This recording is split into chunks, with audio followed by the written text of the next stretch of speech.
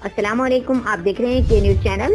खबर शामिल करते हैं उकाड़ा से। हमारे नुमाइंदे इमरान खुशी की रिपोर्ट के मुताबिक उकाड़ा के नवाई गांव मौजा भोजिया में एक हवा की बेटी दरिंदगी का शिकार हो गई। सैदा बीबी रात को अपने घर में सोई हुई थी कि मुलजिम अब्दुल वहीद दीवार फलांग कर अंदर आया। मजलूम सैदा बीबी के साथ जबरदस्ती करता रहा।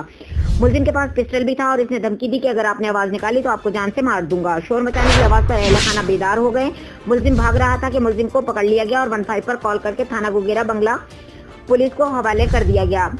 मुलजिम पर FIR तो हो गई मगर अभी तक कोई अमल दरामद न हो सका। मेडिकल रिपोर्ट में DNA रिपोर्ट का कहा गया लेकिन अभी तक DNA न हो सका। ASI हफीजुल्लाह थाना गोगेरा ने 10,000 रुपए भी ले लिए मगर अभी तक DNA नहीं करवाया। DNA के नाम पर खा गया।